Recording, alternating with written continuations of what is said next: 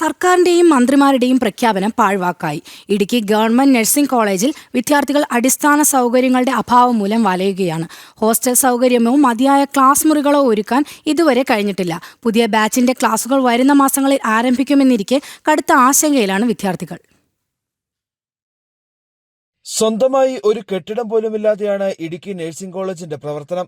2 ബാച്ചുകളിലായി 120 കുട്ടികൾ ഇവിടെ പഠിക്കുന്നു. വിവിധ ജില്ലകളിൽ നിന്നെത്തി പഠിക്കുന്ന കുട്ടികൾ ഏറ്റവും കൂടുതൽ ദുരിതമനുഭവിക്കുന്നത് മതിയായ താമസ സൗകര്യമില്ലാത്തത് മൂലമാണ്. നഴ്സിംഗ് കോളേജിന്റെ പ്രവർത്തനം ആരംഭിച്ച സമയത്ത് ഇടുക്കി ഡാമിനോട് ചേർന്നുള്ള വിദ്യാധിരാജ സ്കൂൾ അധികൃതർ ഹോസ്റ്റൽ ആക്കി മാറ്റുകയായിരുന്നു. 94 വിദ്യാർത്ഥിനികളാണ് ഇവിടെ തിങ്ങി ഞെരുങ്ങി കഴിയുന്നത്.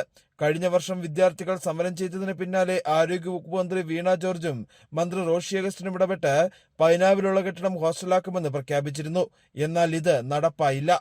ഹോസ്റ്റലിന്റെ കാര്യം പറയുകയാണെങ്കിൽ നമ്മള് 2 വർഷമായി ഇപ്പോൾ ഇവിടെ വന്നിട്ട് ഇതിപ്പോ 3ാമത്തെ വർഷത്തേക്ക് കിടക്കുകയാണ്. അപ്പം 2 വർഷമായിട്ടും ഞങ്ങളുടെ കോളേജിൻ്റെതായിട്ടുള്ള ഒരു ഹോസ്റ്റലിലേക്കോ അല്ലെങ്കിൽ കോളേജിന്റെ കെയർ ഓഫിലുള്ള വേറൊരു ഗവൺമെന്റ് സ്ഥാപനത്തിലേക്കോ ഞങ്ങളെ മാറ്റിയിട്ടില്ല. ഞങ്ങൾ മാറ്റും എന്ന് കുറെ നാളായി പറയുന്നു. ഞങ്ങളിപ്പോൾ 1 വർഷമായിട്ട് ഇപ്പോൾ 1 വർഷത്തെ കുറെ കഷ്ടപ്പാടുകൾക്കും അഡ്ജസ്റ്റ്മെന്റുകൾക്കൊക്കെ ശേഷം നമ്മൾ ഒരു സ്ട്രൈക്ക് നടത്തിയിരുന്നു, സൂചന പണിമുടക്കെന്നും പറഞ്ഞ്.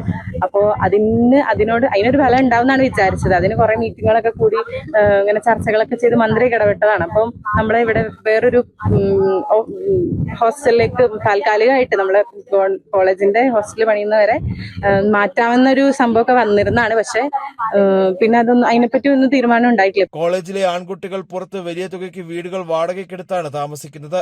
താമസ സൗകര്യത്തെപ്പറ്റി ചോദിക്കുമ്പോൾ അധികൃതർ മൗനം പാലിക്കുന്നുവെന്നും വിദ്യാർത്ഥികൾ പരാതിപ്പെടുന്നു. ഇതുവരെ ക്ലാസ് റൂംസ് അല്ലെങ്കിൽ ഒരു കോളേജ് എന്നുള്ള രീതിയിലൊന്നും ഇതുവരെ ഒന്നും ആയിട്ടില്ല. ഹോസ്റ്റൽസ് ആണെങ്കിൽ ഒരു ഹോസ്റ്റൽ ഇതുവരെ ആയിട്ടില്ല. ഹോസ്റ്റൽ വരും, ഹോസ്റ്റലിന് പണി തുടങ്ങും, കോളേജിന് പണി തുടങ്ങും എന്നുള്ളത് പറഞ്ഞു എന്നല്ലാതെ ഇതുവരെ ഒരു ഇതും വന്നിട്ടില്ല. ഞങ്ങൾ ഇപ്പോഴും പ്രൈവറ്റ് ആയിട്ട് 5500-6000 രൂപയൊക്കെ കൊടുത്തിട്ട് പ്രൈവറ്റ് ആയിട്ട് നിൽക്കുകയാണ്. പുതുതായി പ്രവേശനം നേടിയ വിദ്യാർത്ഥികളുടെ ഹോസ്റ്റലിന്റെ കാര്യത്തിലും ഇതുവരെ തീരുമാനമായിട്ടില്ല.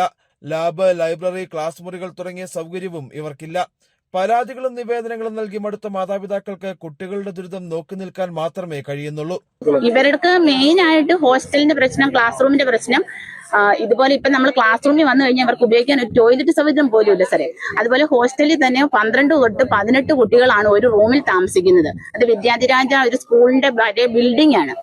അപ്പൊ നമ്മൾ അവിടേക്കാണ് കുട്ടികളെ നമുക്ക് അഡ്മിഷന്റെ സമയത്ത് 2023-24 വർഷം വന്ന കുട്ടികളെ അവിടോട്ടാണ് അക്കോമഡേറ്റ് ചെയ്യാനായിട്ടുള്ള സൗകര്യം ഏർപ്പെടുത്തി. അപ്പൊ നമുക്ക് അവിടെ കയറി താമസിക്കാനേ പറ്റത്തുള്ളൂ. 3ാം വർഷ വിദ്യാർത്ഥികളുടെ ക്ലാസുകൾ ആരംഭിക്കുന്നതിന് മുമ്പ് പ്രശ്നത്തിന് പരിഹാരം ഉണ്ടാകണമെന്നുള്ളതാണ് ഇവരുടെ ആവശ്യം. അല്ലാത്ത പക്ഷം പ്രത്യക്ഷ സമരത്തിലേക്ക് കടക്കാനാണ് വിദ്യാർത്ഥികളും PTA യും തീരുമാനിച്ചിരിക്കുന്നത്. സുബിൻ തോമസ്, ജനം, ഇടുക്കി.